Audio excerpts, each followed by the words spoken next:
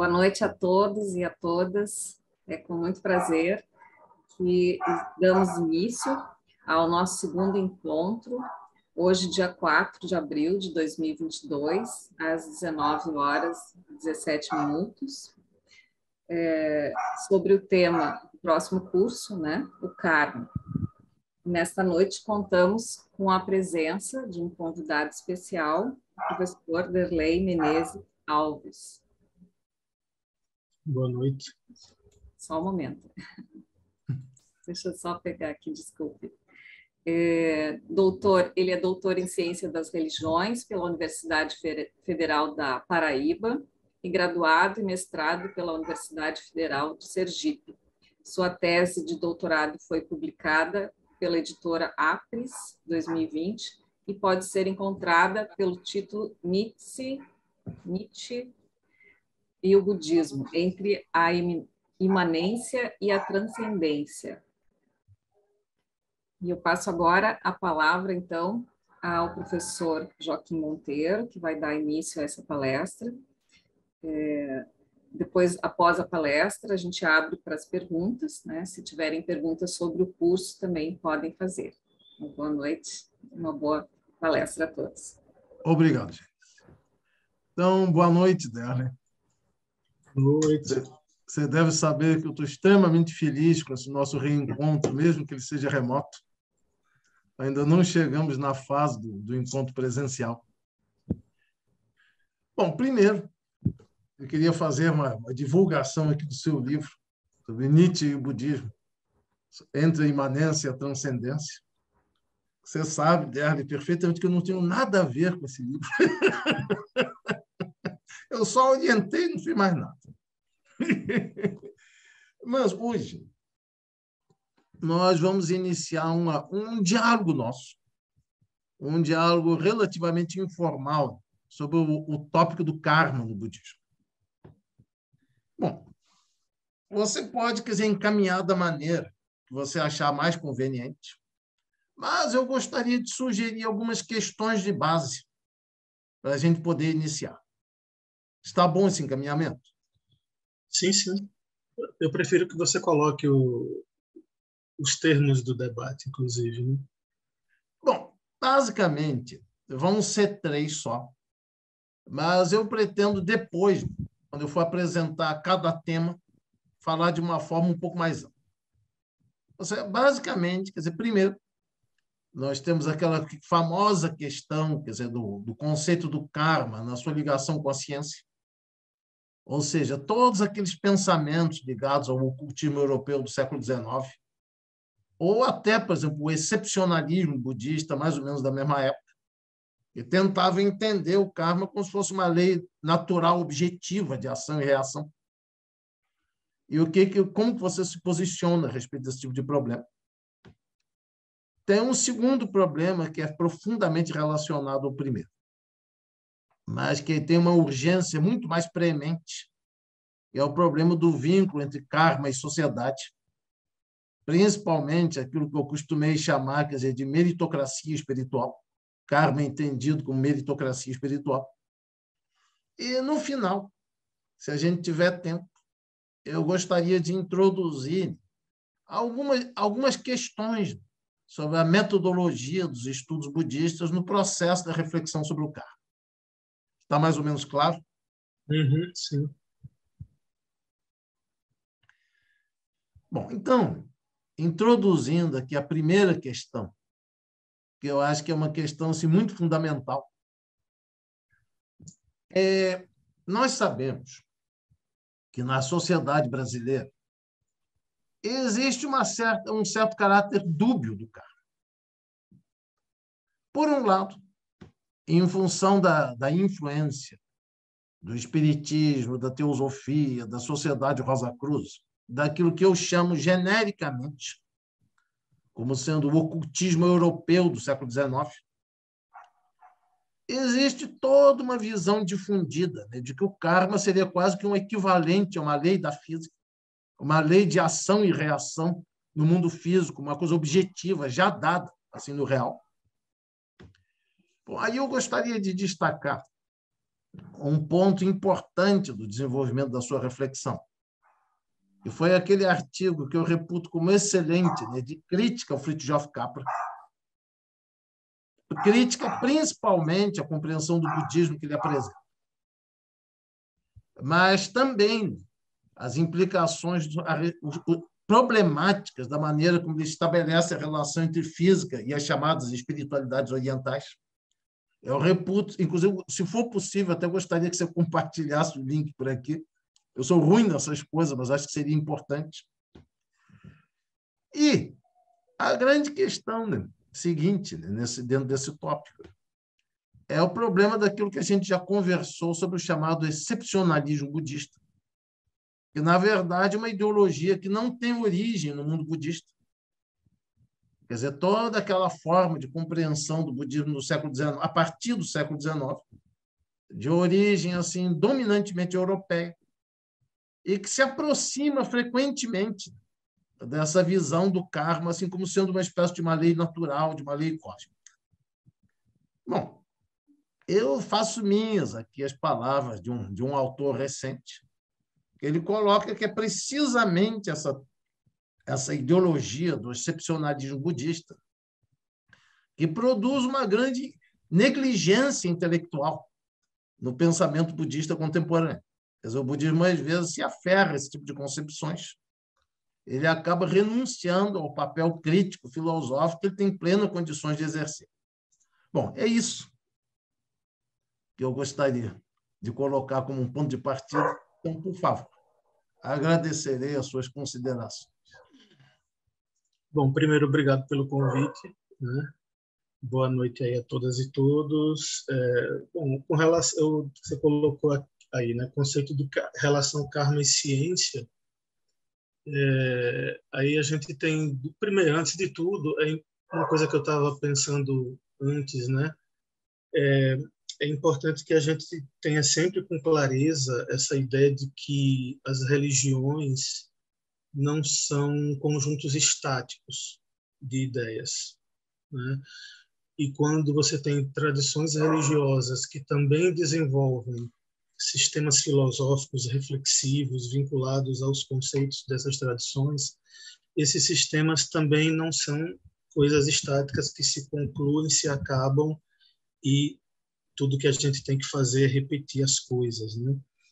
Existe um certo espaço para interpretações, para inovações dentro, claro, dos limites dos conceitos fundamentais filosóficos, né, ou doutrinais daquela tradição religiosa específica.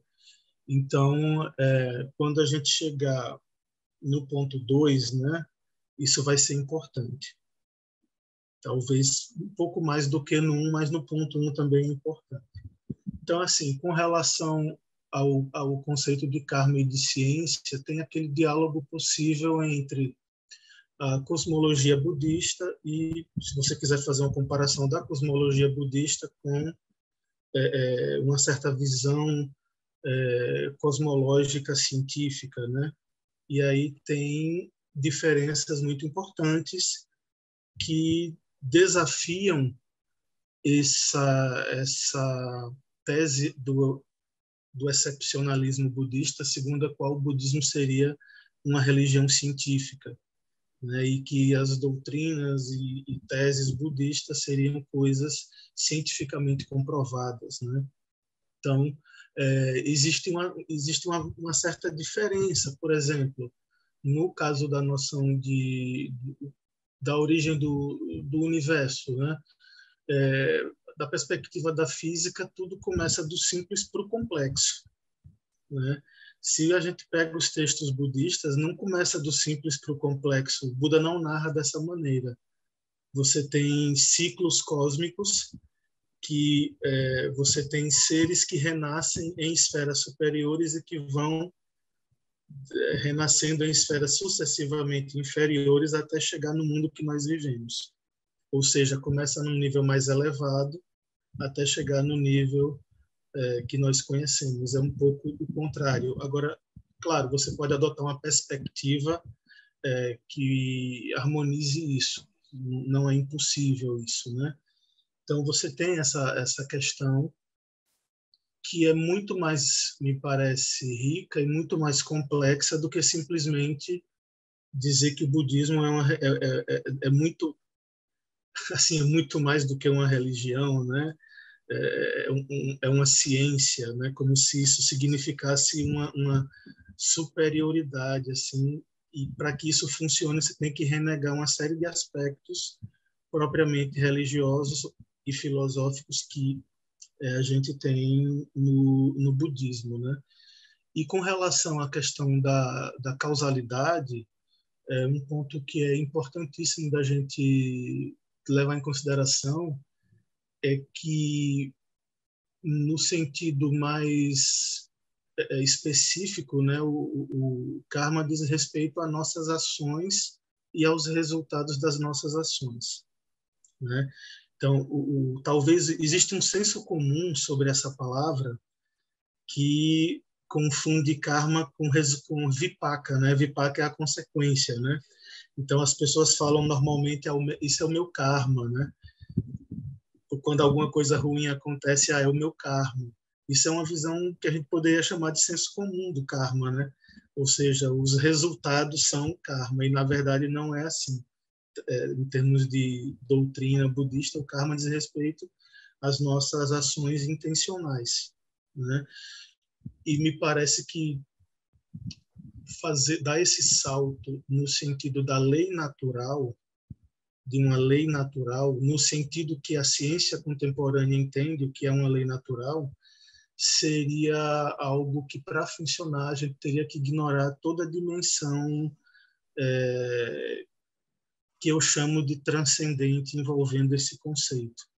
Né? Por exemplo, a ideia de que karma é uma ação, então nós agimos e essas ações tendem a produzir certos resultados. Dentro da perspectiva budista, isso pode acontecer ao longo de vidas, né? Mas, ao mesmo tempo, existem ações que contrabalançam outras ações, quer dizer, uma dinâmica complexa, né? Não é um determinismo, né? E a causalidade científica, ela me parece ser muito, em termos de ciências naturais, pelo menos, ela me parece ser determinista, né? Dadas certas condições iniciais, nós vamos obter certos resultados lá na frente.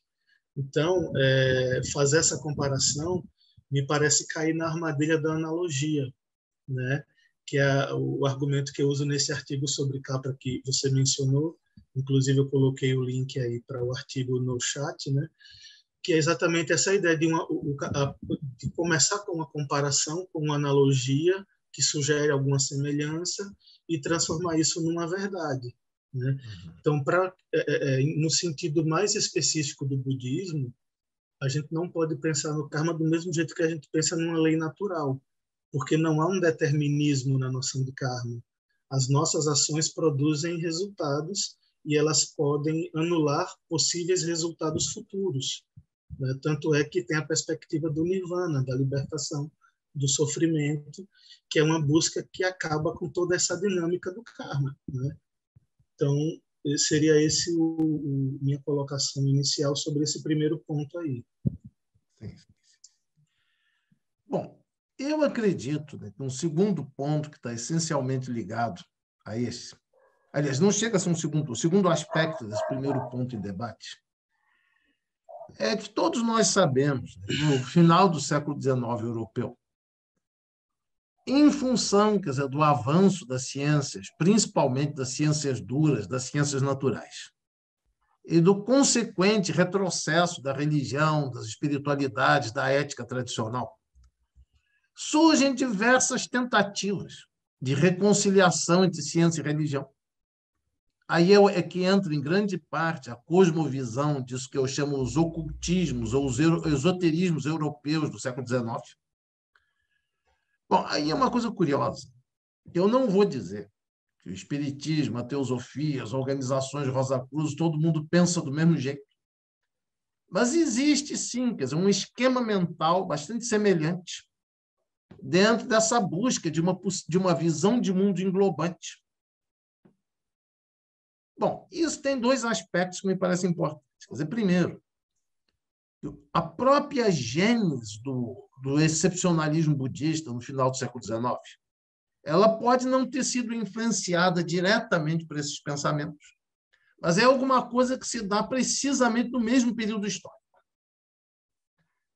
E o segundo ponto, que eu considero importante no contexto brasileiro, é que, num certo sentido, existe uma familiaridade com o conceito do karma na cultura brasileira, em função da influência desses pensamentos.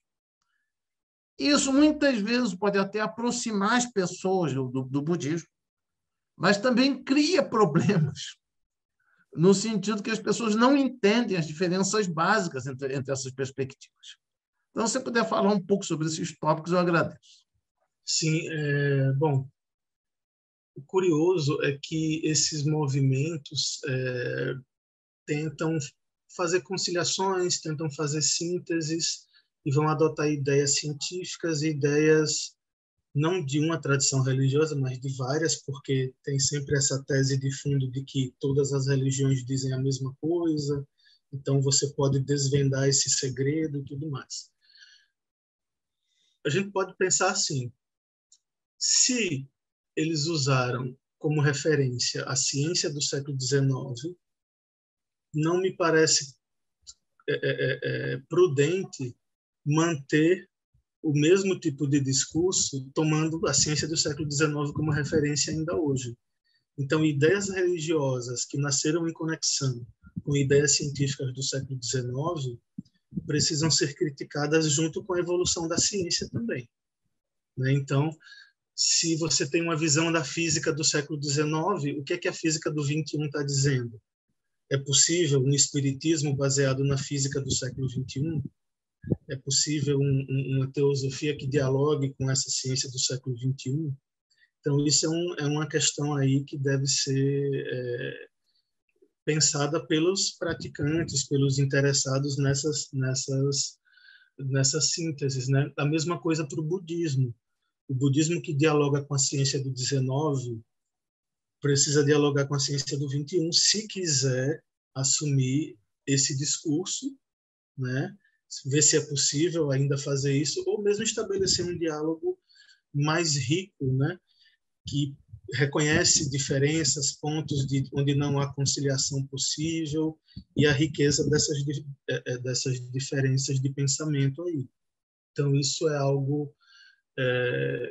eu até brinco assim, né? Todo mundo, desde o século XIX, que dizem que o budismo é uma religião científica, mas a ciência mudou tanto do século XIX para cá, como é que essa frase pode ser repetida do mesmo jeito ainda? Em que termos ela pode ser repetida, né? E as transformações científicas implicam transformações doutrinárias importantes no budismo. Isso é uma outra questão epistemológica bem interessante aí, quer dizer, é uma religião, então, que não tem dogma fechado, vai andando junto com a ciência em alguns aspectos. Eu acho que tem muitos problemas que podem ser explorados aí. A tradição filosófica do budismo me parece que tem uma base muito sólida para discutir essas coisas, inclusive discutir de modo mais rico, dialogando com essas coisas mais recentes, e nem sempre há um interesse nesse aspecto filosófico, né? Já trazendo um pouco para o seu foco de estudo, né? Que é sempre a questão da filosofia budista, das filosofias budistas. E aí, pensando na questão do ponto 2, especificamente da questão da sociedade, se a lei natural é determinista, né, dadas certas condições iniciais, a gente espera os mesmos resultados o tempo todo, e se eu trago isso para um conceito de karma, como parece ser o caso em algumas dessas doutrinas aí do 19, como espiritismo, teosofia, né? Não sei se é exatamente assim para todo mundo, mas parece que pelo menos no espiritismo tem essa ideia de uma lei natural, né? Como sendo uma lei natural. Então surge aí, e aí tem uma outra questão que eu não sei dizer se nos países budistas existe reflexão semelhante ou pensamento semelhante. Eu não conheço os países budistas, teria que conhecer mesmo assim no dia a dia para saber, né? E a ideia é, se o karma é esse tipo de lei natural, e eu entendo lei natural com a cabeça de alguém do século XIX ou do começo do século XX, então as consequências do karma vão se dar necessariamente, né?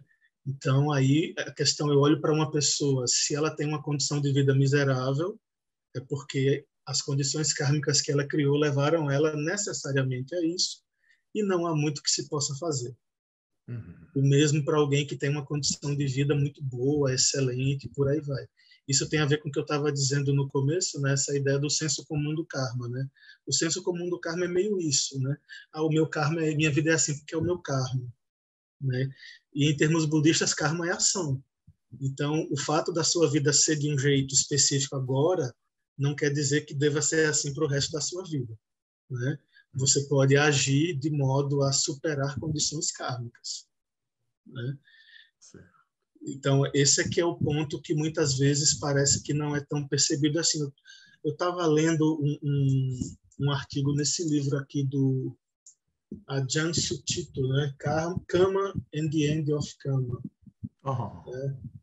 E ele trata o karma nesse sentido, como algo que são ações, é processo, né? E ele situa no sentido tanto individual como social, não no sentido de um karma coletivo, mas no sentido de que as nossas ações e as nossas decisões têm repercussões coletivas, e nós devemos levar isso em consideração quando agimos, por exemplo. Então, a questão ecológica, questões políticas, né? Tudo isso implica resultados no mundo para outros seres, sejam humanos, sejam não humanos, e nós deveríamos levar isso em consideração ao tomarmos decisões, ao agirmos, né? E com isso você tem uma visão que é menos elitizada do karma, né? Porque quando você coloca meritocracia espiritual, me parece uma noção de elite, né? Quer dizer, quem vive bem hoje fez por merecer em outras vidas e não devemos nos incomodar com isso. Devemos budisticamente aceitar nossa cruz pessoal e carregar essa cruz a vida toda, né? Seria uma visão muito pouco budista, na verdade, essa dessa meritocracia, né? Bom, Délio, eu queria fazer uma parte aqui.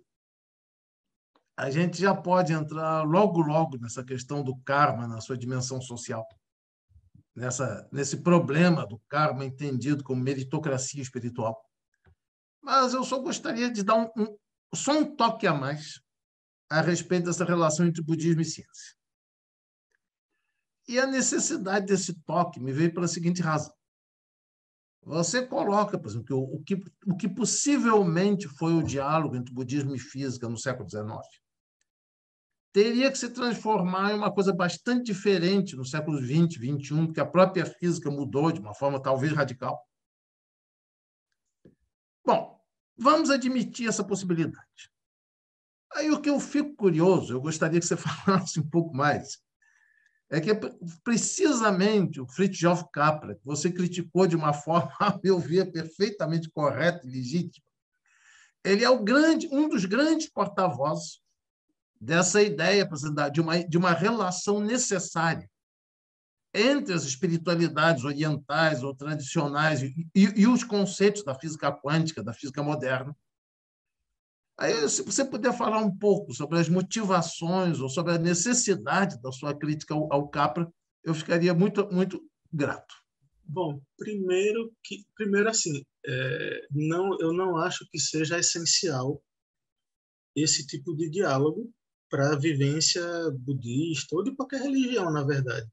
Eu acho que as religiões caíram um pouco nessa armadilha de tentar se justificar cientificamente, de alguma forma,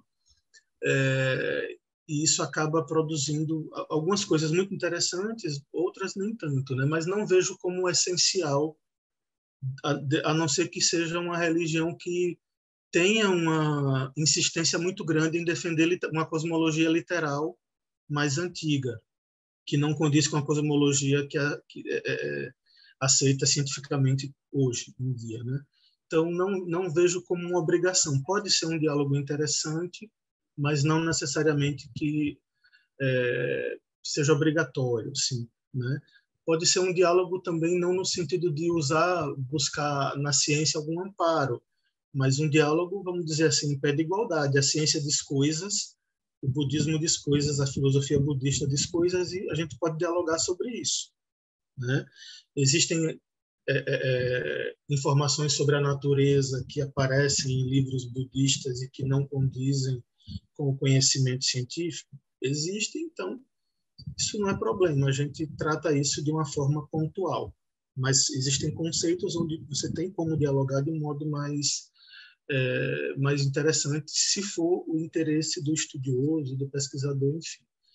No caso do Capra, ele representa, me parece, um grupo de autores, né, que defende a ideia de que, além da unidade entre tradições religiosas, que é uma tese de vários estudiosos, de várias vertentes de esoterismo, de ocultismo também, né?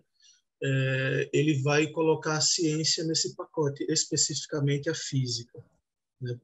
A física do século, a física da relatividade, né? E aí ele vai tentar desenvolver pontos de contato que, na minha leitura, ignoram o contexto em que as afirmações acontecem, né? Então, por exemplo, se o budismo fala algo sobre o mundo, em que contexto isso é dito? Normalmente, quando você encontra uma afirmação cosmológica no budismo, ela não tem uma função principalmente cosmológica, né? Ela tem uma função, antes de tudo, de entender uma correspondência entre a estrutura do universo e o caminho espiritual, né? Então, por exemplo, existem níveis, existem reinos ou esferas de existência, né? E essas esferas são habitadas por seres com características específicas. Então, quando se fala disso, normalmente os suttas, né, os sutras mahayanas, não estão fazendo ciência. Eles não estão dizendo, olha, eu estava analisando com um telescópio e eu vi, né, uma esfera, um reino ali. Não é esse o ponto. O ponto é dizer que os seres renascem conforme o seu karma em certos locais. Pelo menos um dos pontos é esse. Então, a leitura de Capra, ela tende muito para esse lado de pegar essas afirmações e comparar por analogia com afirmações científicas e depois dizer que, na verdade, não é só uma comparação, as coisas são assim, dessa maneira. Está todo mundo dizendo a mesma coisa. Então, o fato de que existe no nível da física subatômica não há uma distinção clara entre onda e partícula ou alguma coisa assim, repercute uma ideia religiosa de uma unidade que é subjacente a tudo, que transcende a tudo, né? E os contextos são diferentes, né? A ciência não está preocupada com o conceito de libertação do sofrimento, por exemplo. E ele ignora isso completamente na comparação. Além do que, a edição do livro Tal da Física Brasileira que eu li é a tradução de uma edição comemorativa, né, de acho que 25 anos ou 30 anos de lançamento do livro, talvez até mais, acho que é mais até. E ele diz no começo que não tem nada que mudar nas teses gerais. Se não tem nada que mudar, eu pergunto, quer dizer que a física não mudou nada de lá para cá? Né? Eu acho que a física mudou, muita coisa se desenvolveu nova na física de 30 anos para cá, né? Não me parece que a coisa ficou parada e não há nenhum tipo de atualização nesse sentido, né?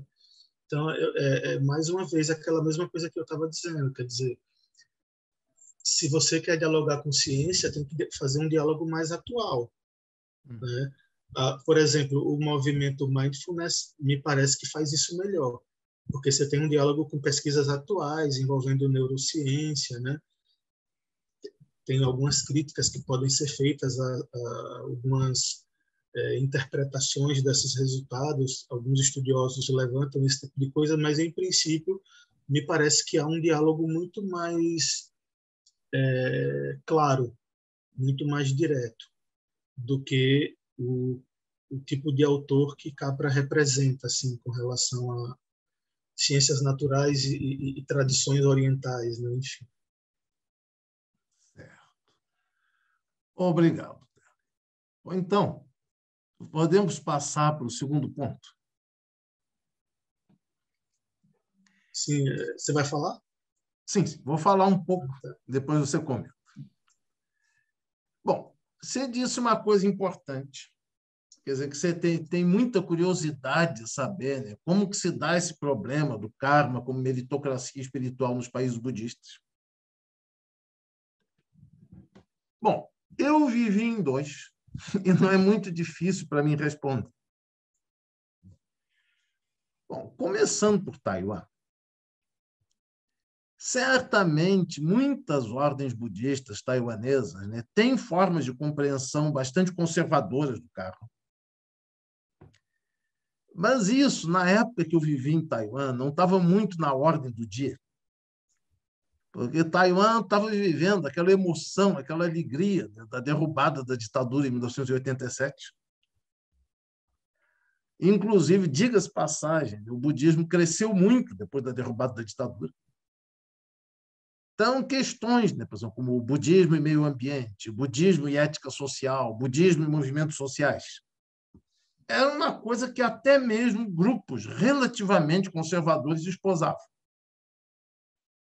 Eu li algumas obras sobre o problema do karma em Taiwan. Não vou dizer que não exista nenhuma discussão sobre esses aspectos meritocráticos do karma, mas eu tenho, por exemplo, aqui, né, uma obra excelente, né, de uma monja taiwanesa, Cao Hui Fa-She. Ela foi uma pessoa muito atuante em 1987, não sei se ainda é hoje, e que ela escreve uma ética budista de caráter sistemático, se referindo muito pouco a esse tipo de problema, ou quando se referindo de forma crítica. Então, eu não diria que eu tive muito que aprender em Taiwan sobre o problema da meritocracia espiritual durante esses 2 anos. Agora, o Japão é um caso completamente diferente. Eu vou falar um pouco concretamente da minha experiência. Bom, o Japão é um país, né, que sofre muito com diversos problemas de discriminação social, de estratificação social. Mas existe um que chama especialmente a atenção, que é a exclusão, o processo de discriminação contra um estamento social perfeitamente identificado, que são os Burakumin. Bom, em termos de pesquisa histórica, existem diversas teorias sobre a gênese social desse estamento. Por exemplo, seria uma discriminação que teria derivado, por exemplo, de determinados grupos profissionais, como açougueiros, por exemplo. E aí a gente já pode colocar uma certa relação entre karma, discriminação e o ato de matar que está presente no açougueiro. Tem teorias, né, que eu não sei se eu esposaria a essa altura, que falam, por exemplo, que esses grupos, né, teriam sido grupos que teriam resistido até o fim, no momento da derrota das revoltas camponesas, e que então eles teriam sofrido um processo especial de discriminação, de exclusão. Tem diversas teorias sobre a origem deles, mas o mais importante é que, como esse tipo de discriminação ele apresenta uma relação muito profunda com as ordens budistas japonesas. Bom, se você vai em qualquer abadia japonesa, pode ser da Terra Pura, do Zen, de qualquer escola, sempre tem um departamento dentro da abadia para lidar com o problema da discriminação aos Burakumin. Bom, eu já participei presencialmente de vários encontros assim, bastante quentes a esse respeito, em que eles evidenciavam assim, uma insatisfação muito forte, muito intensa em relação à posição das ordens budistas. E o que não é de se admirar é que, quando eles elevam essas questões ao nível do pensamento, da filosofia budista, invariavelmente o tópico central é o karma. Ou seja, a maneira como a teoria do karma foi empregada desde o período feudal para justificar a exclusão e a discriminação. Então, em termos de sociedade japonesa, isso é uma questão muito premente, muito dura, muito pesada. Inclusive, existem obras sobre o assunto, tanto de especialistas monásticos japoneses, quanto de militantes do movimento de libertação dos Burakumin. Então, no caso japonês, eu tenho a impressão que existem paralelos a isso em países do Sudeste da Ásia, como a Birmânia, a Tailândia, o Sri Lanka, mas isso eu só conheço de uma forma muito indireta. Agora, no Japão, eu posso te dar certeza, né, que esse vínculo ele é extremamente concreto e premente. Essa informação, né, me fez lembrar. Agora eu lembro, eu li Bikubo falando sobre isso. Agora eu não sei se eu li ou se eu vi uma fala dele no YouTube sobre isso. Acho que foi um artigo sobre a questão do conservadorismo e, entre aspas, do progressivismo, vamos dizer assim, dentro do budismo, né? Como toda religião tem um aspecto conservador que tem um sentido razoável, né, me parece, que é no sentido da preservação do ensinamento, preservação do texto sagrado, enfim, a preservação desse patrimônio cultural sagrado da religião, né? Isso pode evoluir no sentido de preservação de certos ensinamentos, e isso pode evoluir ainda mais no sentido que já me parece não tão positivo assim, na preservação de uma certa interpretação sobre certos ensinamentos, né? Então, e o aspecto mais, entre aspas, né, progressivo, para usar uma palavra que pode ser mal interpretada, mas, enfim, na falta de uma palavra melhor, né, que seria mais uma prontidão para aceitar mudanças ou aceitar interpretações novas, né? Então, Bikubo coloca que o budismo e provavelmente muitas religiões vivem essa tensão entre esse movimento de conservar e esse movimento de renovar de alguma maneira sem se perder, sem perder as próprias características, né? Então, parece que o conceito de karma passou um pouco por uma certa... E aí vem interpretações conservadoras que não dizem respeito a conservar exatamente o ensinamento, mas conservar um certo estado social de coisas, né?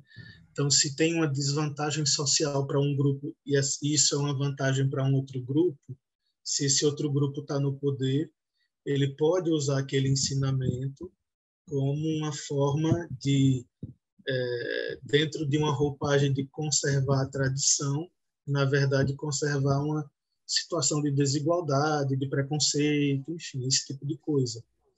Então, isso é um fenômeno que o budismo passa por isso. Para a gente é muito claro que o cristianismo passa por isso o tempo todo, sempre tem essas tensões, né?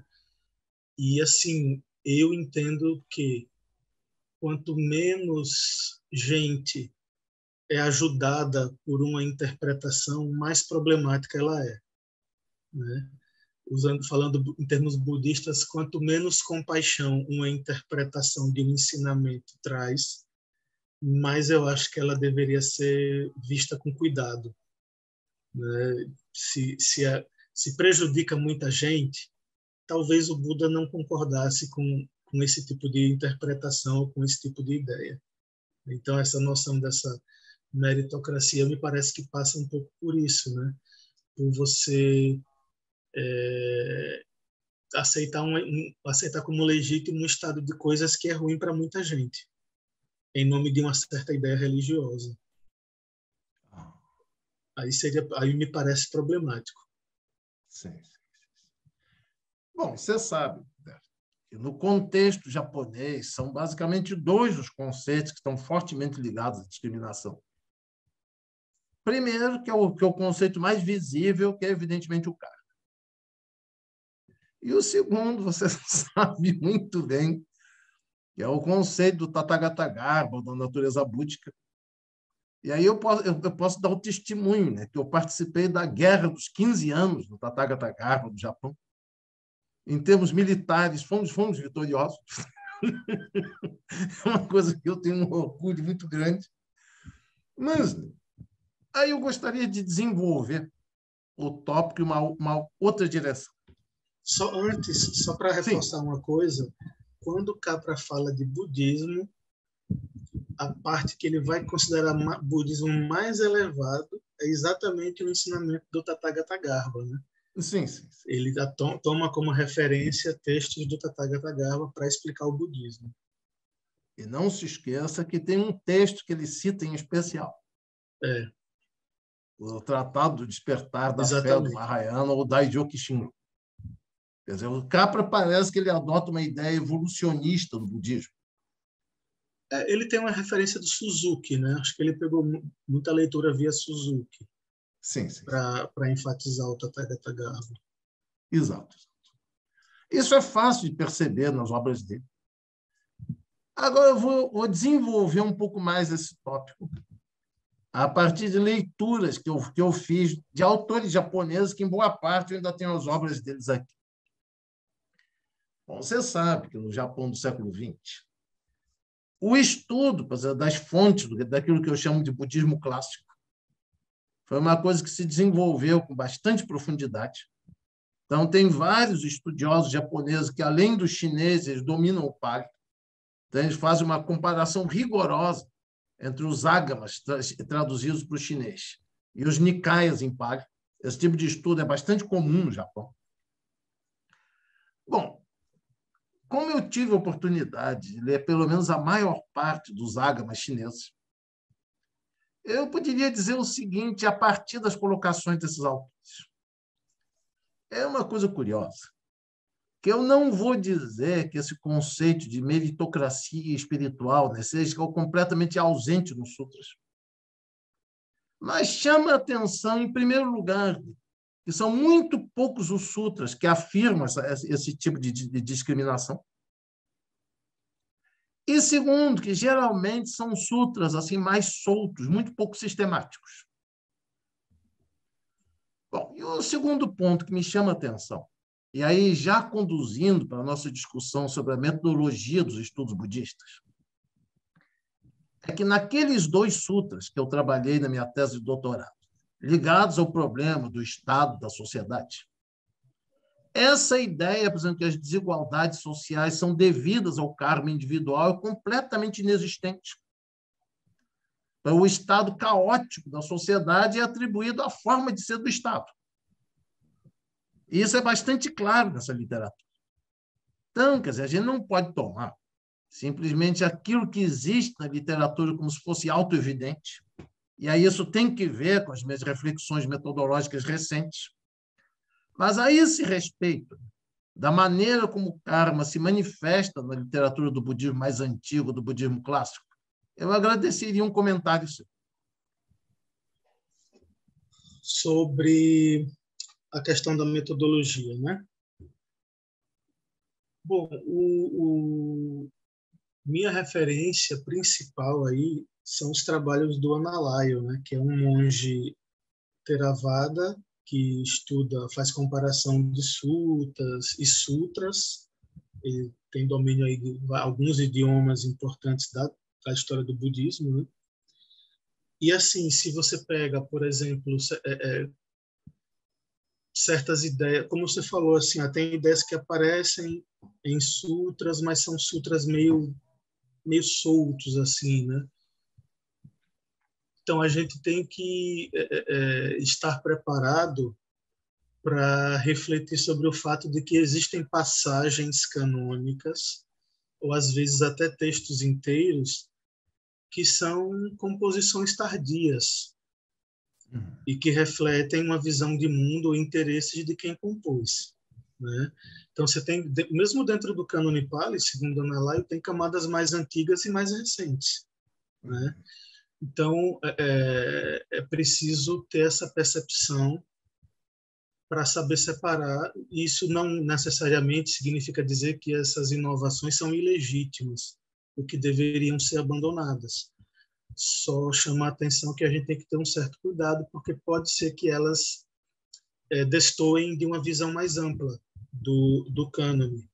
Por exemplo, uma coisa que eu lembro, assim, de um modo geral, você tem uma noção de uma certa, vamos colocar assim, uma igualdade entre homens e mulheres no contexto da vida monástica, no sentido de que todos podem ter acesso à ordenação, e que não há um problema, não há uma inferioridade ontológica da mulher, né? Inclusive, Ananda questiona o Buda e o Buda diz, realmente, o que eu ensino é isso mesmo, né? Então, Ananda diz, você não pode proibir que as mulheres se tornem monjas, né? Agora, existem sutas que são mais machistas? Existem. Alguns mais intensamente do que outros, sim. Aí o Analaio, não lembro, agora eu não lembro se realmente, esse caso eu não lembro se foi Analaio ou se foi um outro estudioso que eu estava lendo que falou, se você comparar, o tom geral da grande maioria das passagens é muito mais receptivo do que negativo. Então, nós devemos ter o cuidado de localizar bem essas passagens mais negativas, que elas podem refletir uma certa tendência de pensamento de algumas pessoas da Sangha daquela época, que acabou se consolidando de alguma forma. Então, é preciso ter esse cuidado. Então, assim, quando a gente lida com textos, comparação de textos, é preciso saber que existe esse modo de fazer uma leitura e um estudo que não é simplesmente considerar como um texto sagrado no sentido de que ele é perfeito e acabado, mas entender que tem uma dimensão histórica desse texto e essa dimensão histórica, existem métodos para avaliar essas coisas, né? E muitos estudiosos fazem esse tipo de levantamento. E aí a gente pode entender melhor de onde veio uma ideia. Tem esse livro mais recente do Analaio, que analisa o excepcionalismo budista em várias vertentes, né? E ele mostra exatamente esse tipo de coisa. Muitas vezes você acredita que o texto, que existe uma coisa, uma verdade absoluta do texto, que na verdade é uma construção histórica que se consolidou naquele texto, né? Não tira a legitimidade daquele texto, mas nos ajuda a ter uma certa perspectiva sobre, não só sobre esse tipo de texto, no caso, né? Sim. Obrigado, Derli. Então, a partir dessas suas considerações, eu já vou encaminhando para a terceira e última questão. Bom, o que eu penso, pelo menos o que eu pensei até hoje sobre a metodologia dos estudos budistas, você conhece bem. Eu não tenho dúvida alguma que você leu com bastante cuidado aquela minha introdução metodológica ao livro. Agora, recentemente, eu tenho desenvolvido um pouco mais algumas premissas que já estavam presentes indiretamente na obra e que eu reputo como sendo especialmente importantes, principalmente aqui no nosso contexto brasileiro. O primeiro problema é a questão de como encarar o desenvolvimento da literatura budista, incluindo aí essa literatura mais antiga, que eu teimo em chamar de budismo clássico. Bom, vou colocar aqui primeiro que eu nunca senti nenhuma necessidade de defender um ceticismo a respeito da existência histórica do Buda. Não é disso que eu estou falando. Mas, a meu ver, qualquer estudo sério dessa literatura dita mais antiga evidencia de uma forma cabal que você não tem como interpretar efetivamente os sutras como sendo interlocuções de um indivíduo histórico particular. Quer dizer, o exemplo que eu mais gosto de dar, por exemplo, são aquelas colocações do Atsuji Tetsuro, naquela obra dele sobre a filosofia prática do budismo primitivo, Genshi Bukkyo no Jisen Tetsugaku, em que ele coloca, por exemplo, que a respeito da originação dependente, ou Paticca Samutpada, que existem fórmulas, né, de 7 elos, de 9 elos, de 12 elos, e que a fórmula de 12 elos é a mais recente, o que não significa que ela seja um equívoco por causa disso. Então, esse é o primeiro problema. Eu acho que, inclusive, isso abre caminho para repensar o Mahayana.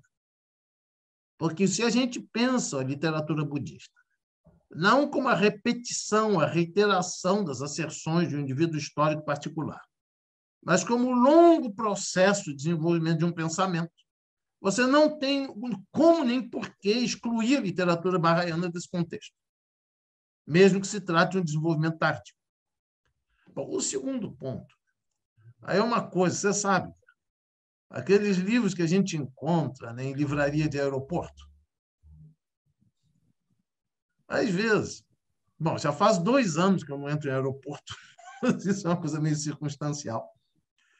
Eu acho muito curioso quando eu vejo vários livros assim de exegetas bíblicos, colocando aquela questão que, factualmente falando, o que Cristo disse, o que Jesus disse, o que Jesus não disse. Ou seja, tem muitas polêmicas em cima do caráter factual dos ditos. Bom, na minha posição pessoal, quando a gente discute o conteúdo dessa literatura budista mais antiga, a gente não está falando, quer dizer, de asserções factuais sobre o que o Buda disse historicamente de verdade. A gente está lidando com tópicos filosóficos, por exemplo, como a impermanência, a insatisfatoriedade, o vazio de Atman, a originação dependente, as diversas fórmulas da originação dependente. E acredito eu que o karma seja um desses tópicos. Então, se a gente for pensar, por um lado, né, que as diversas formas de compreensão do karma, conforme aparecem na literatura budista, e isso sem implicar em nenhum relativismo histórico. Elas são o produto, né, de um longo desenvolvimento histórico do pensamento budista. E se você interpreta isso tudo, não como pura e simplesmente asserções factuais de um indivíduo histórico, mas enquanto tópicos de pensamento, então acredito que se abre o caminho para refletir criticamente sobre o conceito do karma. E é mais ou menos isso que eu gostaria de te colocar. E agradecerei os seus comentários, por favor.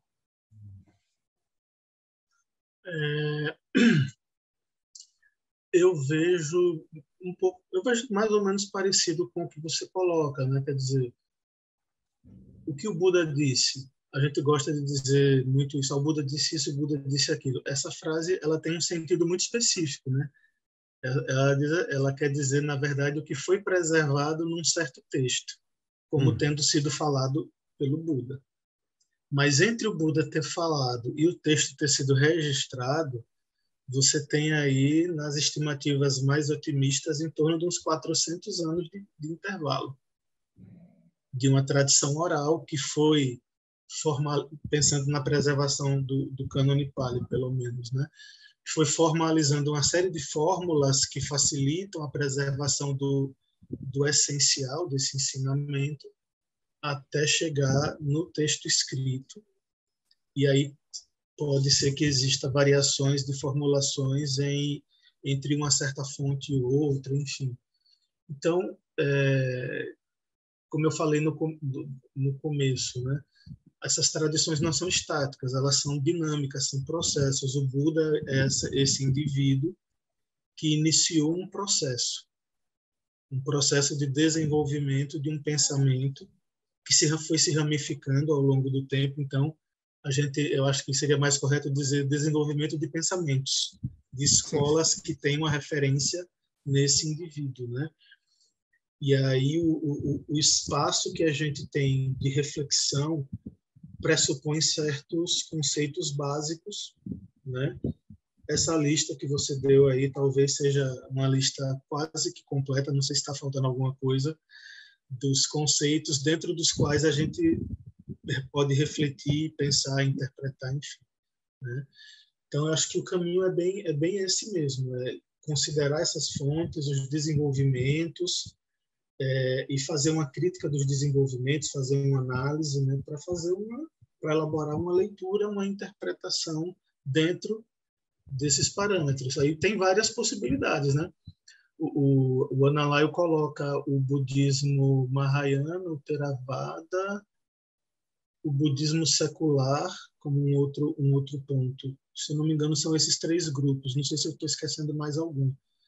Mas, com certeza, você tem o Mahayana, o Theravada e o budismo secular como 3 grandes guarda-chuvas aí, né? Mahayana e Vajrayana dentro, também entendido como uma tradição dentro do Mahayana, enfim.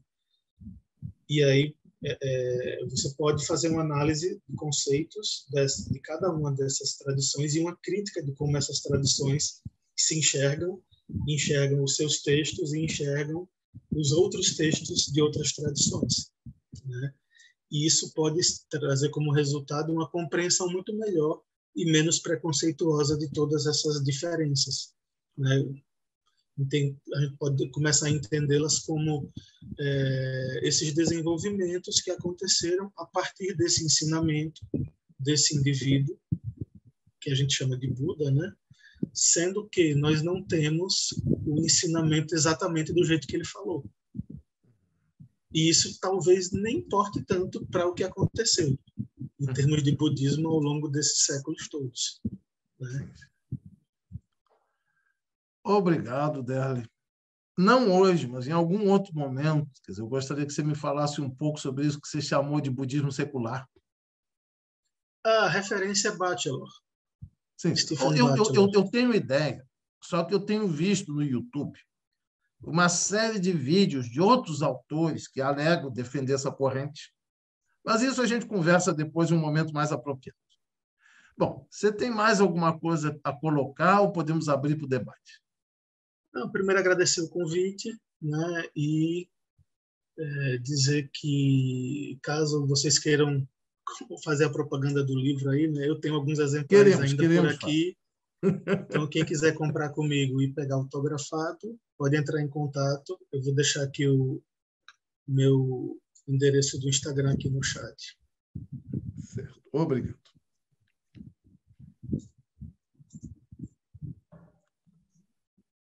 Podemos, então, iniciar o debate? Por favor.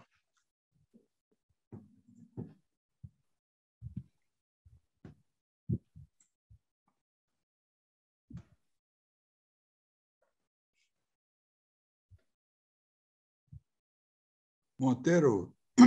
Sim? Seikaku-san. Sim, Seikaku-san. Desculpe aí, mas eu tive problemas aqui para abrir, para entrar aqui no WhatsApp, que estava dando um problema aqui, por isso eu não pude nem também fazer a apresentação aqui do professor Monteiro, ficou a cargo da Janice, que salvou aí a situação, né? Mas eu queria agradecer aí a presença aí de todos também, a palestra aí do Derlei, né? Muito elucidativa em vários aspectos. E agradecer a todos. Eu gostaria de fazer um comentário, né? Eu tenho assim uma leitura do budismo que, de uma certa maneira, eu acho que ela apresenta uma visão do budismo que não é uma visão como nós entendemos religião no Ocidente, né? E eu acho que a gente tem aqui no Ocidente religiões reveladas, são religiões, as religiões semíticas, que são as religiões do livro, das escrituras.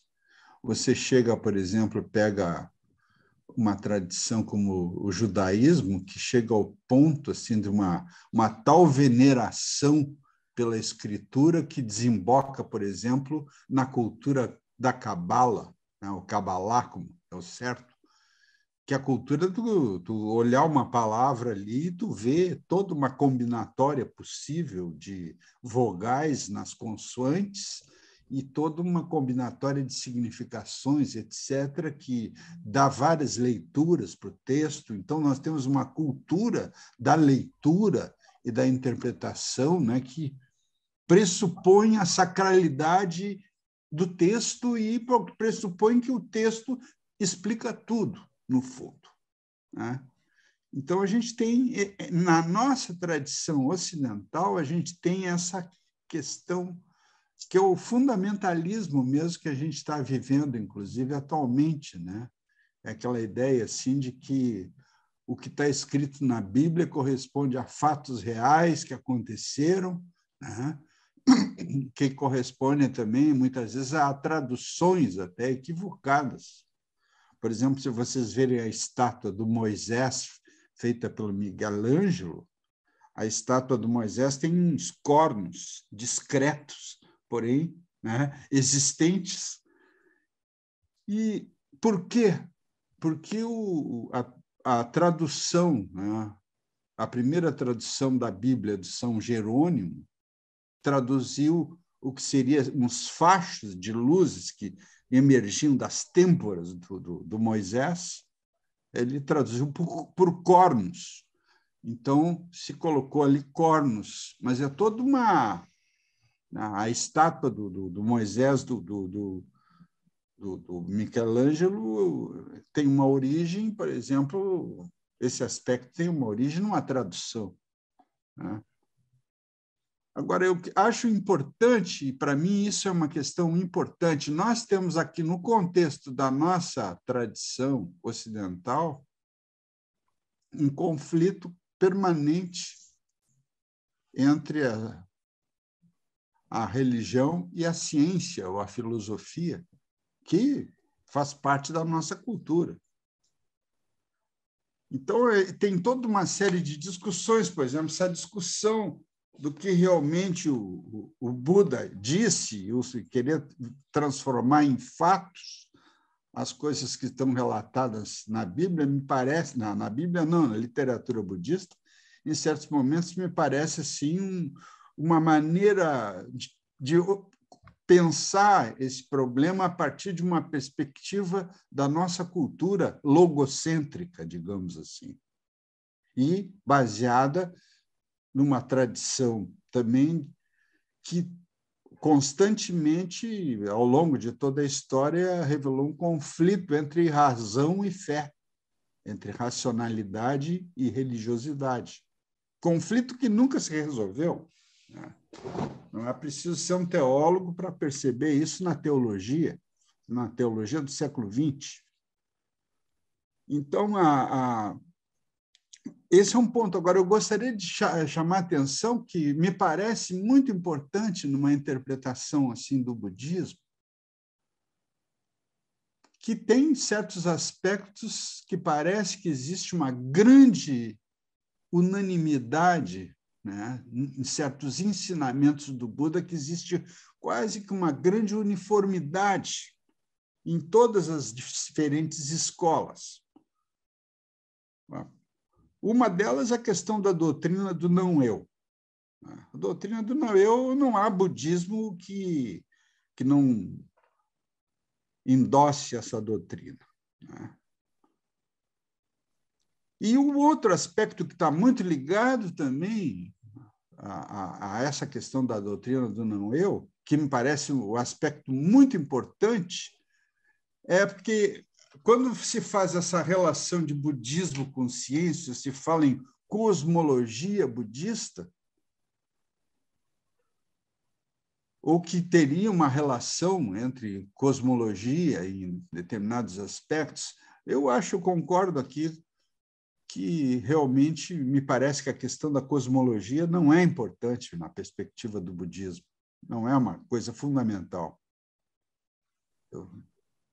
Mas o ponto que eu gostaria de salientar é que há uma outra unanimidade dentro do budismo é a questão de dukkha, o conceito de dukkha. E eu acho que o conceito de dukkha, por exemplo, que está presente no primeiro ensinamento do Buda, nas 4 nobres verdades, ele enfatiza que ele não está interessado no conhecimento especulativo que nós temos, por exemplo, na nossa tradição. A tradição ocidental é onívora, ela pretende explicar tudo, abranger tudo. E o Buda dizia, olha, eu só ensino dukkha, não me interesso por outros problemas. A única coisa que me interessa é o problema de dukkha. Meu ensinamento é focado e centrado no conceito de dukkha.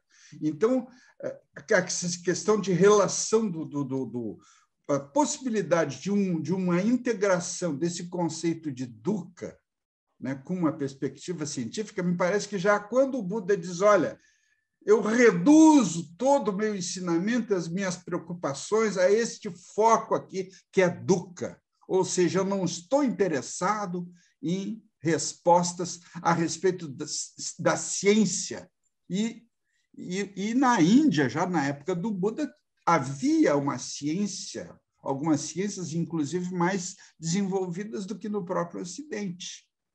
Então, ele conhecia, tinha provavelmente alguma noção da existência desse mundo científico, o próprio Buda é quase que certo disso, né? E ele dizia, olha, não me interessam essas discussões sobre a natureza do universo, o que é o universo, a origem do universo. Não, eu estou interessado em dukkha. Então, me parece, muitas vezes, que essa discussão do problema da cientificidade, numa perspectiva budista, não pode ser tratado como nós tratamos aqui, exatamente tratando como se tratasse como o budismo fosse uma perspectiva igual a uma religião revelada. Não é. O budismo não é uma religião revelada no sentido, por exemplo, que nós damos às escrituras no Ocidente. A Bíblia, cada palavra ali é considerada uma coisa perfeita. E se não há mudanças no texto bíblico, aquilo ali é conservado com um extremo escrúpulo nos menores, né, o respeito à escritura. E eu acho que, no caso do budismo, não é bem assim, né? Inclusive, por essa questão até desse ato, né, secular de séculos entre o que o Buda disse e as escrituras budistas. Então, por exemplo, na teologia ocidental, no início do século XX, a questão da historicidade da figura do Jesus Cristo foi um foco, assim, por exemplo, da obra do Schweitzer, do Albert Schweitzer. Existiu Jesus, foi real, então teve toda uma grande preocupação com a historicidade, porque também existe essa preocupação com a historicidade das narrativas bíblicas, da sua verdade histórica, né? Mas eu acho que me parece que o conceito de dukkha no budismo, que é um conceito muito, me parece, goza de uma certa unanimidade, ele é um conceito crítico e um conceito muito importante, me parece, para balizar essa discussão do budismo com a ciência, que o budismo nunca pretendeu ser ciência, disse, olha, meu objeto é outra coisa, é dukkha, é só isso. Pelo menos é essa a visão que eu tenho do budismo, e me parece, sim, que é uma visão que resolve melhor certos problemas que nunca foram resolvidos na nossa cultura. Celso, obrigado, mas será que podemos abrir para outras interlocuções? Sim, eu gostaria, sim, só de colocar esse meu pensamento, já concluir, né? Sim. E essa questão de dukkha. Eu acho que me parece que dukkha é um conceito que não tem a pretensão de ter como objeto o conhecimento da natureza e da cientificidade, vamos dizer assim, do conhecimento. Não é isso aí. Só isso que eu acho que é muito obrigado, importante. Celso. Vamos abrir para outras interlocuções, por favor. Tá bom. Obrigado a todos. Desculpe o meu atraso aqui para a abertura do nosso encontro.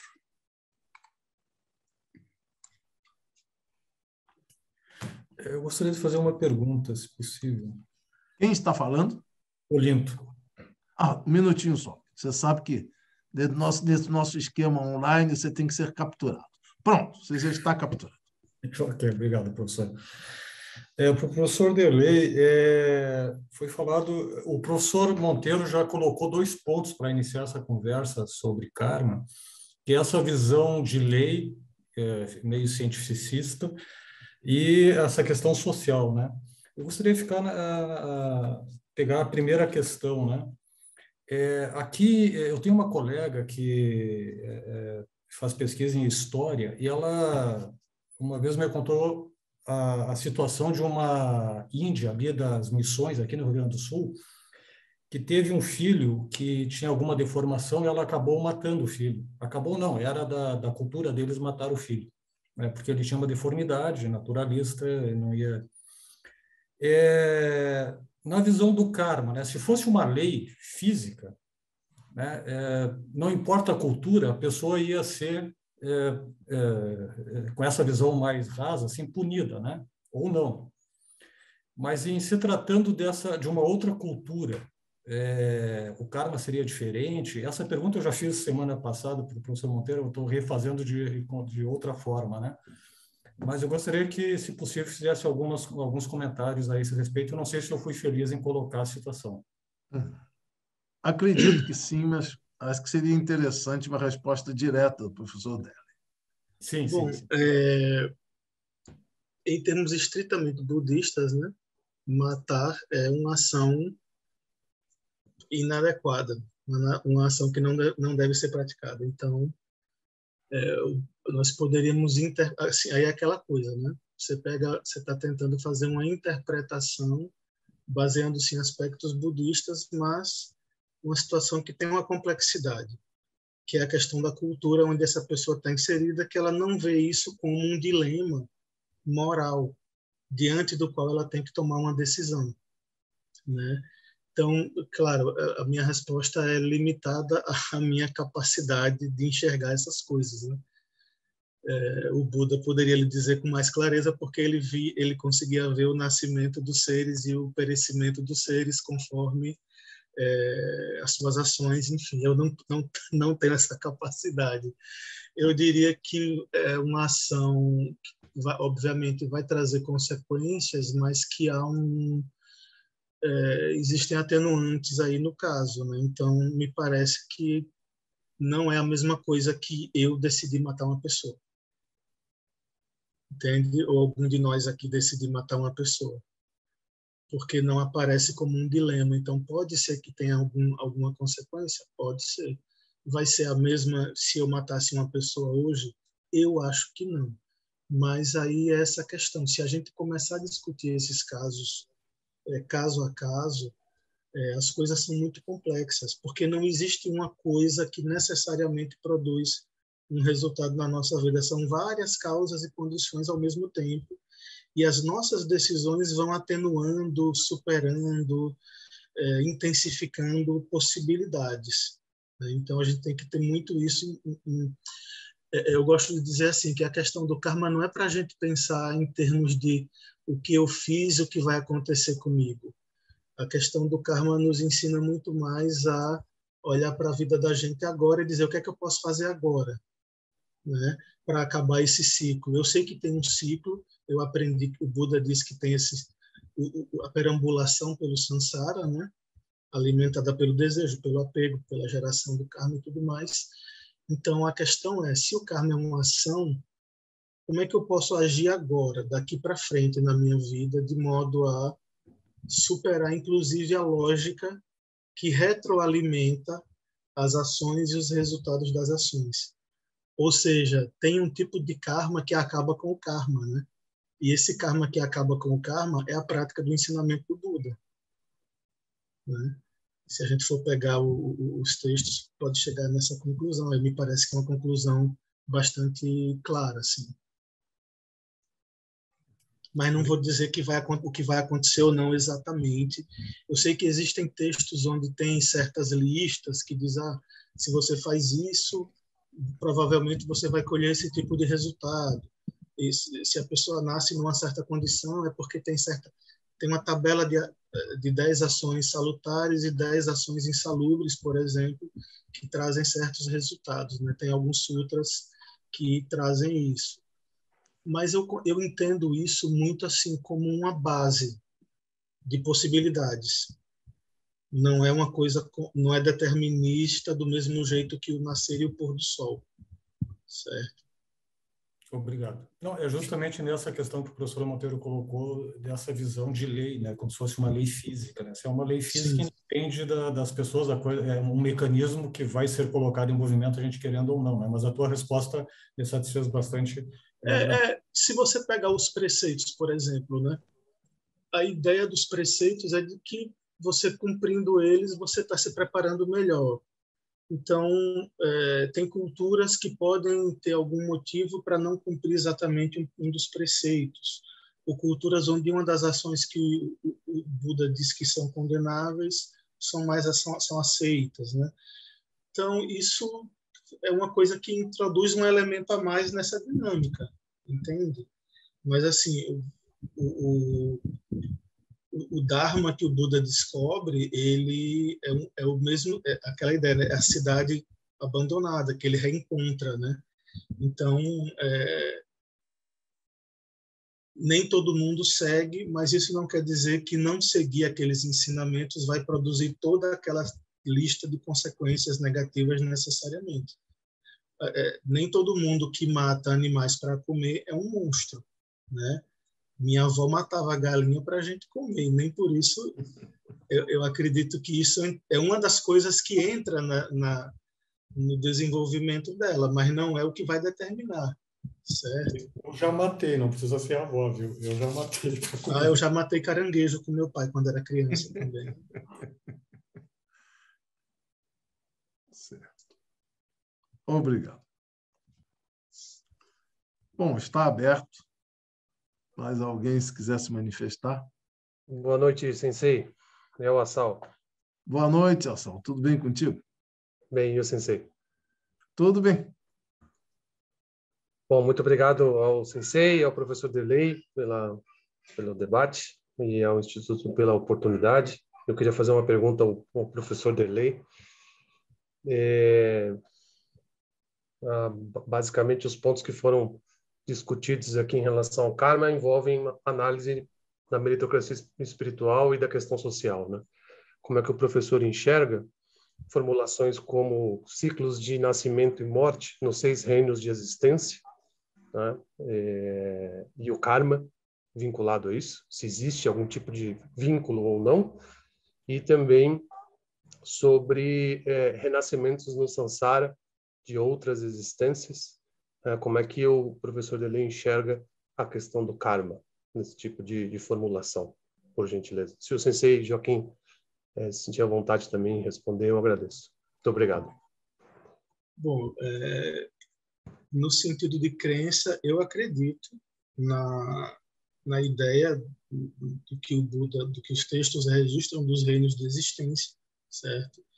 Acredito que exista, eu vejo que, na minha perspectiva, se não há o renascimento, se não há essa dinâmica, não tem muito sentido eu me submeter à prática de uma disciplina espiritual como aquela que o Buda prescreve. Eu sei que existem formas de ver o budismo onde é possível ser budista e não aceitar a ideia de renascimento, por exemplo, enfim.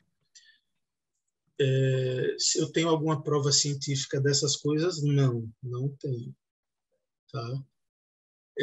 Mas pessoalmente minha vivência enquanto budista pressupõe que existam reinos ou esferas de existência, se a palavra reino for incômoda pela noção da existência de um rei necessariamente, né?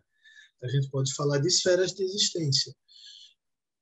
E essa ideia de que o grau espiritual onde você está implica onde você renasce.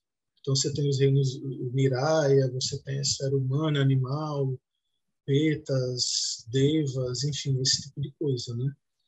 Então, para mim faz sentido aceitar essas coisas como parte da vivência do budismo, mas eu reconheço que tem budistas que não acreditam nessas coisas. Agora, não necessariamente é uma questão meritocrática. É complicada a palavra meritocracia, até porque a gente faz dedicação de méritos, né? Então a gente tem que ter um cuidado com o uso da palavra mérito aí, eu acho assim. Mas é esse conjunto complexo do que a gente faz com a nossa vida que vai nos fazendo peregrinar pelo samsara de um modo mais ou menos positivo, né? Seria mais ou menos isso aí. Não sei se respondi a sua pergunta. Muito obrigado, professor. Muito obrigado.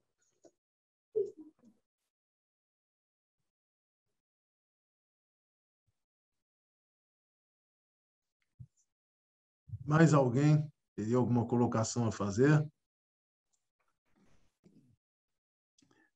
Eu gostaria de só um comentário assim, em relação a essa dimensão, vamos dizer assim, que o professor Monteiro tem colocado em diversas oportunidades, né, que é essa crítica, essa desmitologização também do budismo, né?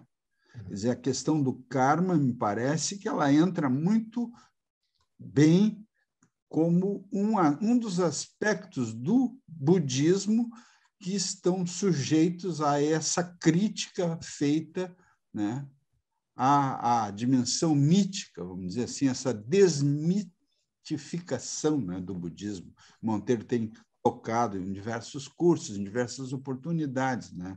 Eu até gostaria de que vocês comentassem, se fosse possível, o Derlei, o próprio Monteiro, esse aspecto, o que vocês consideram? Por favor, professor Derlei, depois eu acrescento alguns comentários.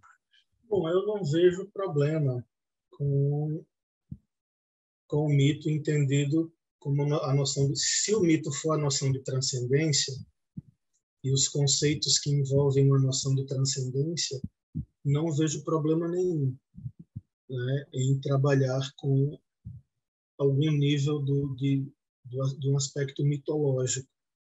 Até porque eu não entendo que o mito seja necessariamente uma falsidade ou algo infantil ou qualquer coisa assim, né? O mito nos diz muita coisa. Todas as tradições mitológicas podem nos dizer muitas coisas, inclusive, se a gente quiser entender que o budismo tem aspectos mitológicos, podemos buscar que tipo de ensinamento esses aspectos nos trazem, né? E a crítica não necessariamente elimina, ela pode nos explicar a origem de um mito, mas o peso que esse mito pode trazer, o sentido que ele pode trazer, ou a compreensão que ele pode trazer, não vai desaparecer se eu entendo a origem dele melhor, me parece, pelo menos, né? Certo. Mas eu entendo o mito nesse sentido. No caso do budismo, eu estou entendendo no sentido da transcendência, né? Que aí é um pouco do argumento da minha tese, né? Que na minha leitura da questão de Nietzsche do budismo, o problema é que Nietzsche tem uma perspectiva imanente e o budismo, pelo menos na versão do Cânone Pali, que é a versão que Nietzsche teve um pouco mais de acesso, me parece que principalmente a tendência predominante é de perceber uma transcendência, né? O Nibbana como uma transcendência, existe conhecimentos supramundanos, experiências supramundanas, enfim. Então, só para situar mais ou menos onde eu estou entendendo essas coisas. Certo, obrigado. Bom, só vou desenvolver um breve comentário, que eu acredito que possivelmente essa seja a questão mais difícil, mais complexa de todo o pensamento budista hoje em dia.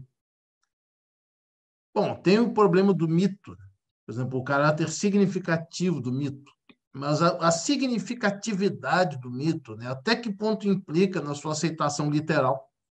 Quer dizer, existem aí diversas questões que têm que ser mais debatidas, mais discutidas. Agora, eu posso, né, falar, primeiro, sobre um prisma mais histórico da minha experiência concreta, voltando aí aos países da Ásia. Eu acho uma coisa curiosa.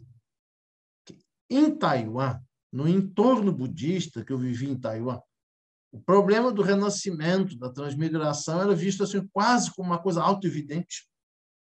Aliás, eu nunca vi nenhum povo do planeta, né, que tivesse incorporado a ideia do renascimento, da transmigração, no nível que os chineses incorporaram. Eu me lembro que a minha primeira professora de chinês no Japão, ela era de Beijing. Ela tinha passado a adolescência toda na época da Revolução Cultural, que era um momento que você publicamente não podia falar nada sobre budismo. E quando ela conversava comigo, quando ela falava sobre o karma, o renascimento, a impressão que dava é que ela não estava discutindo teorias, ela estava falando de fatos autoevidentes. Agora, curiosamente, né, no Japão, pelo menos na maior parte dos círculos budistas em que eu frequentava, a situação era completamente oposta. Via de regra, os intelectuais budistas japoneses não acreditam, por exemplo, no renascimento, na transmigração. E isso sempre entra, né, em uma compreensão, por assim dizer, desmitologizada do budismo. Bom, eu, pessoalmente, acho que essa é a questão mais complexa que o pensamento budista tem que responder.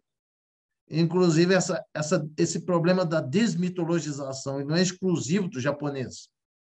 Que, por exemplo, na Tailândia, tem o famoso monge Ajahn Buddhadasa. Eu me relacionei com vários discípulos dele no Japão, e é uma corrente do Theravada moderno que é claramente desmitologizante.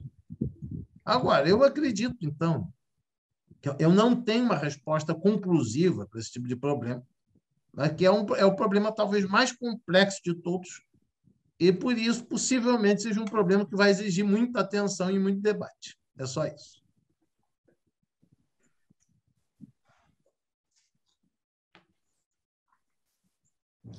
Uma pergunta sobre... Vocês estão me vendo? Sim, sim. É o Walter. Sobre essa questão da desmitologização.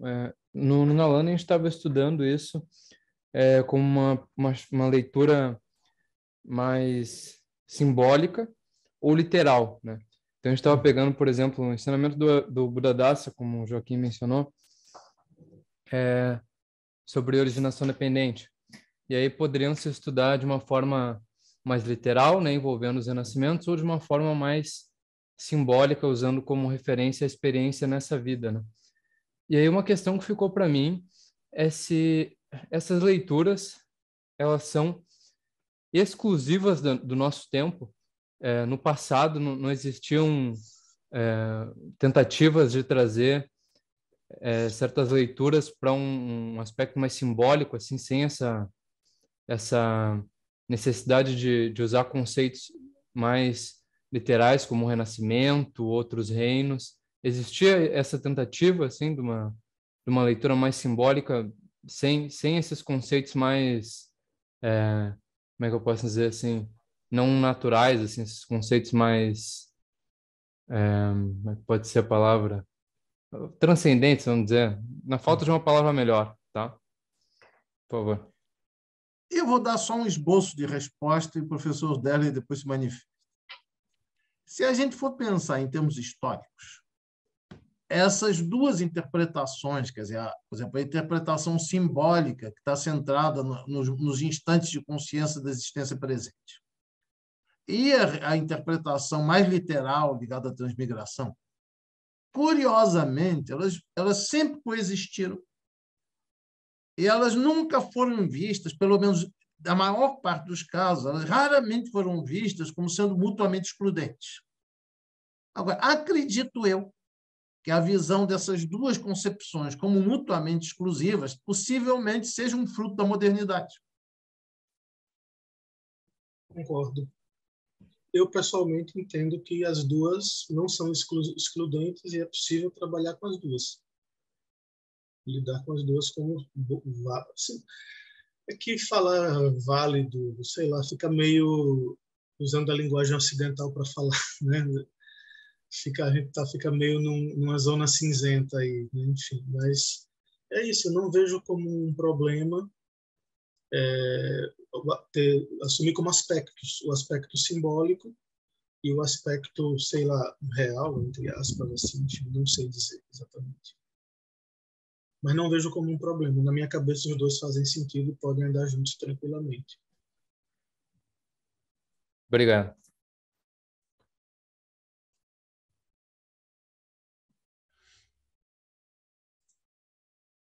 Só uma questão que eu gostaria de colocar aqui para vocês, né? Essa questão, por exemplo, das reencarnações, que as pessoas têm muita curiosidade em relação a isso.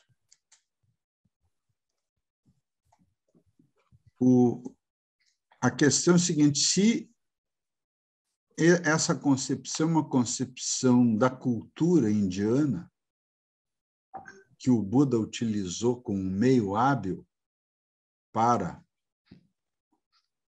constituir, vamos dizer, o seu ensinamento também, né, como o Upaya, ou será que realmente, quer dizer, eu acho que entra muito dentro dessa questão que foi colocada agora, né?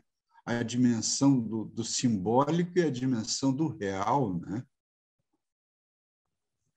Eu gostaria eu, por exemplo, estava lendo esses dias um livro de um mestre tibetano e ele dava um ensinamento para um discípulo dele baseado falando uma relação factual assim, entre determinadas ações que uma pessoa tinha cometido, etc., e as consequências dessas ações na sua própria vida mesmo, nesse sentido assim de vidas anteriores né, que se efetuariam assim como resultado kármico, etc., na vida presente. Quer dizer, como um princípio explicativo, né?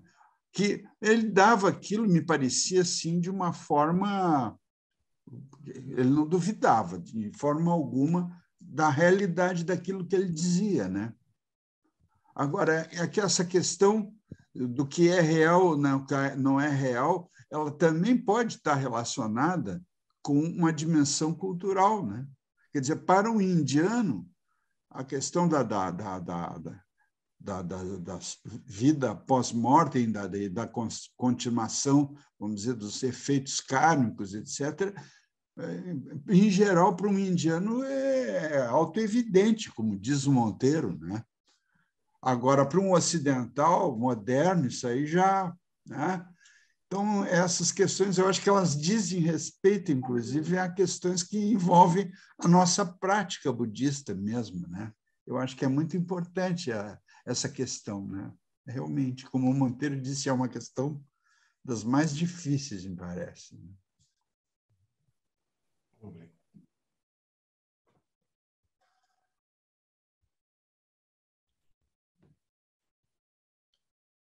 Professor Derley, gostaria de comentar?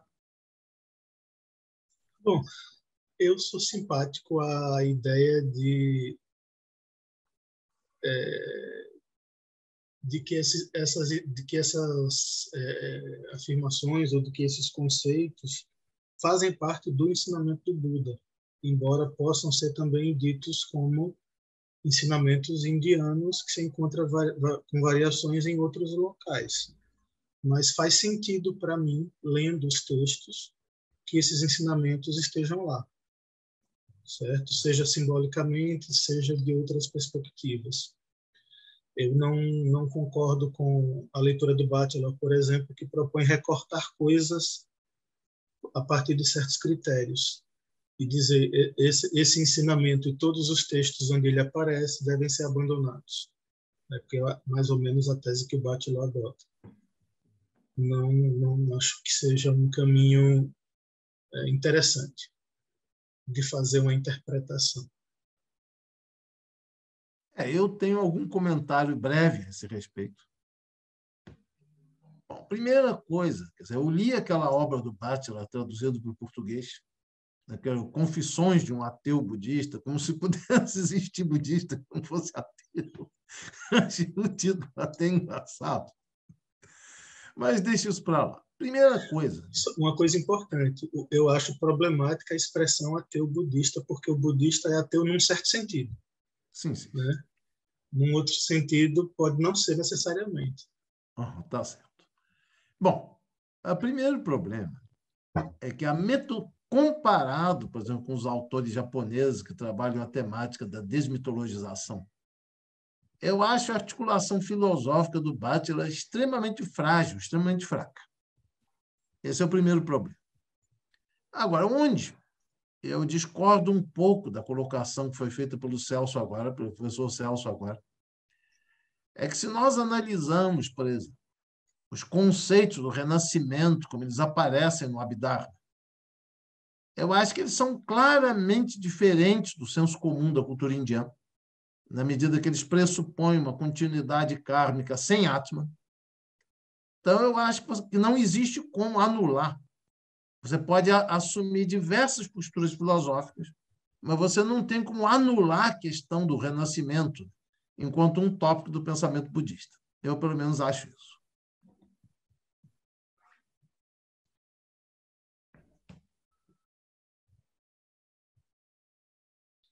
Eu queria que os professores comentassem, por favor, né? Considerando que eu sou uma leiga, né? Considerando o homem um ser social, considerando que a ação do homem ela traz consequência na sociedade que ele vive, existe um karma que não seja karma social?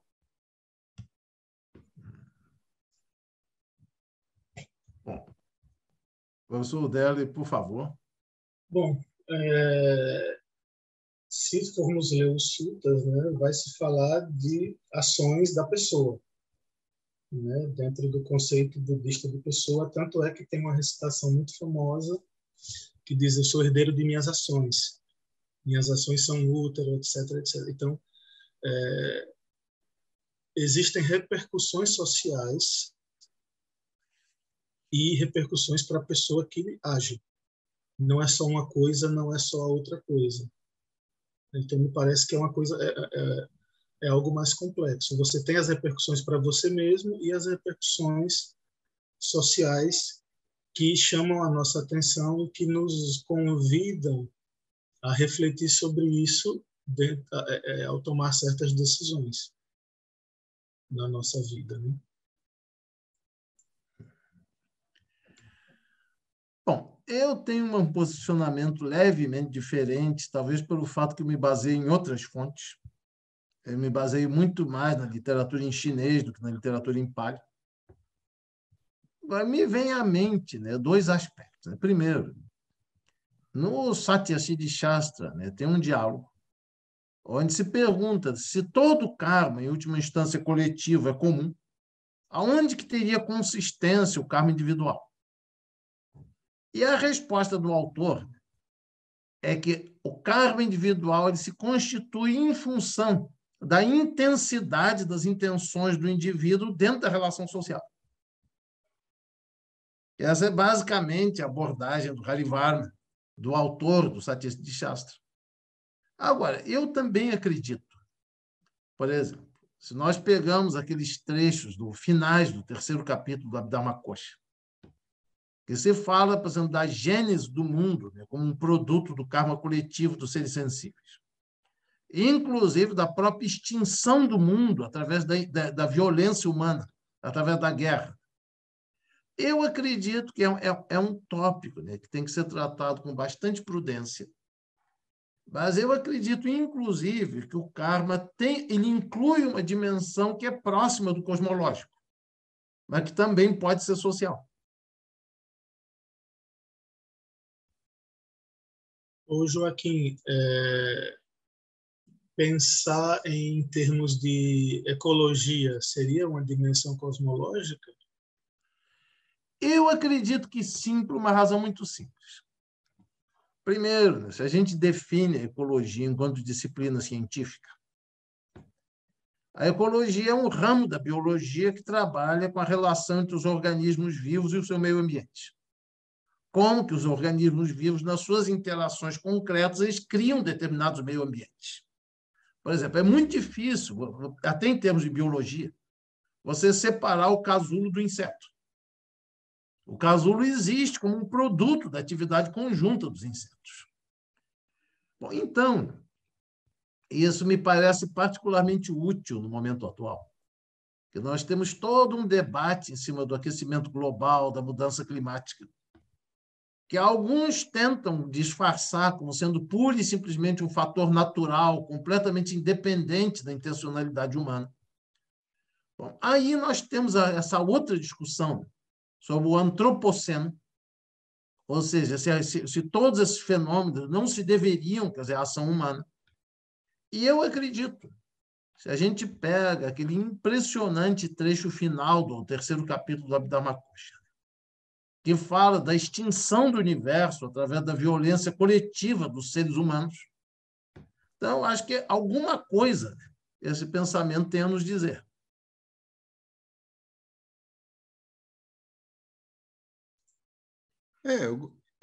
Aqui é o Celso Marques, Secaco. Eu gostaria de fazer um comentário, né? Porque realmente esse é um dos aspectos mais importantes da nossa concepção tradicional de ética antropocêntrica, né? que é um dos aspectos denunciados, vamos dizer assim, pelas dimensões políticas do movimento ecológico. E uma das caracterizações assim que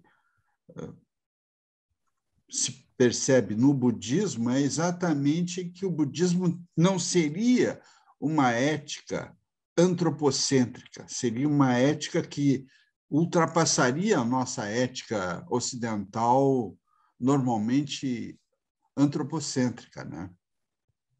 E esse me parece que é um dos pontos mais importantes. Eu acho que o budismo tem, vamos dizer assim, uma dimensão que eu acho que é muito importante que seja enfatizada, porque é uma dimensão que traz uma crítica, vamos dizer assim, à própria cultura europeia, né? À cultura ocidental, né? Essa ideia que perpassa, o budismo perpassa o respeito aos seres vivos como sendo um ponto assim notável e fundamental, me parece, e muito evidente, muito claro, né, no pensamento budista.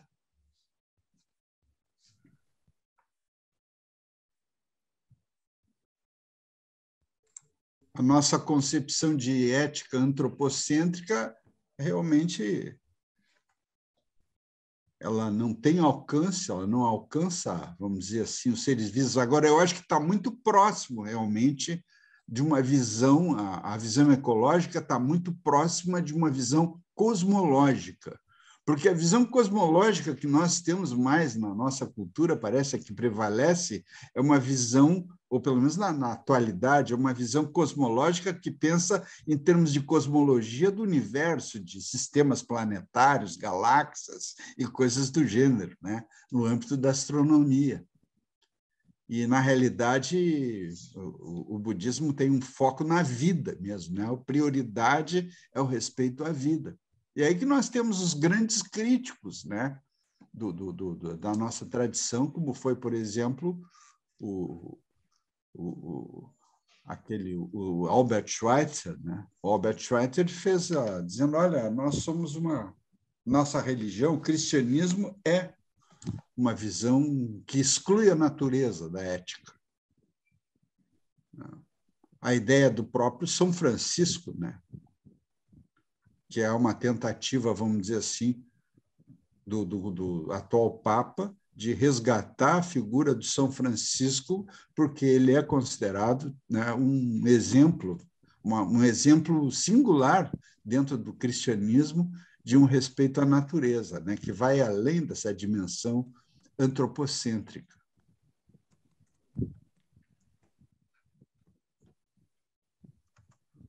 Obrigado, Celso, pela colocação. Bom, como já estamos bastante avançados no horário, mais alguém gostaria de colocar uma questão? Professor Joaquim. Sim, quem fala? João aqui. Oi, Darley, professor. Sim. Boa noite. Boa noite. Boa noite a todos. A minha pergunta é complicada até para formalizar, mas para montar.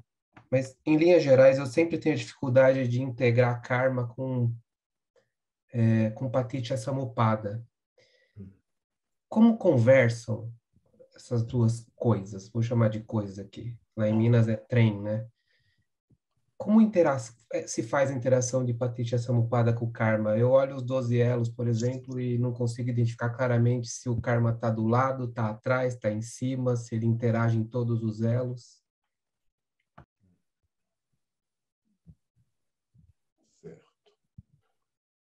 Bom, acho que o professor Derley poderia iniciar a resposta. Complicada essa pergunta, né? Bom,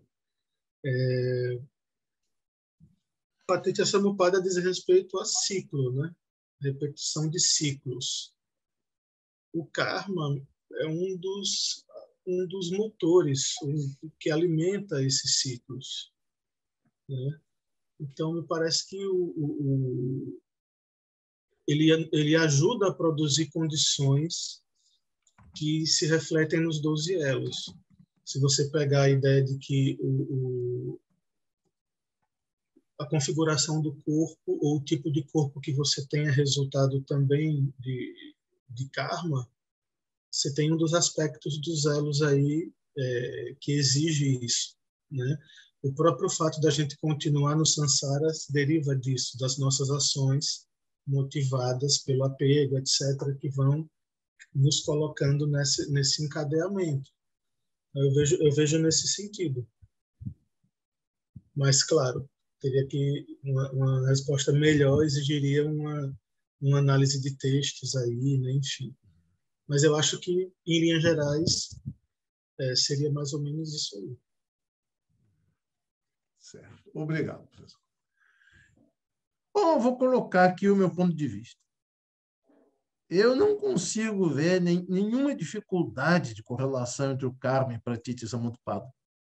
E aqui eu vou me referir especialmente à fórmula dos 12 elos. Porque todo o processo kármico está estruturado dentro de Pratitya Samutpada. Não existe karma que exista independente da originação dependente. E, a meu ver, isso depende muito, né, da forma como você encara o problema. Mas, se nós entendemos Pratitya Samutpada no sentido dos 12 elos, como sendo gerado pela ignorância, tendo a sua, como é que se diz, a sua... É evidente que o karma sansárico a que nós estamos nos referindo, dentro da literatura Sashurava Karma, ou seja, o karma que traz em si fatores mundanos da continuidade do samsara. Então, todo karma mundano associado à continuidade do sofrimento, do renascimento, seria um karma que se daria a partir de avidya, a partir da ignorância.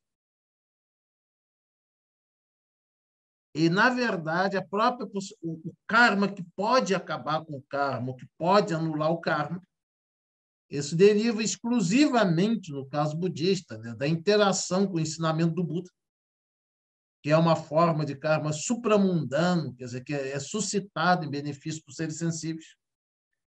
Então, quer dizer, eu acho que não existe esse problema de correlacionar as duas coisas, porque todo karma mundano, seja ele saudável, não saudável ou neutro, ele já está estruturado dentro de avidya, dentro da ignorância.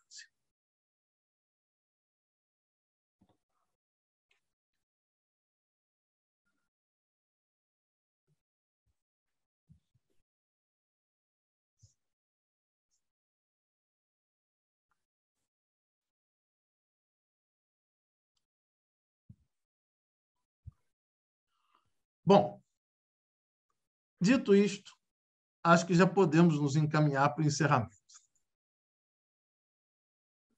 Bom, então, né?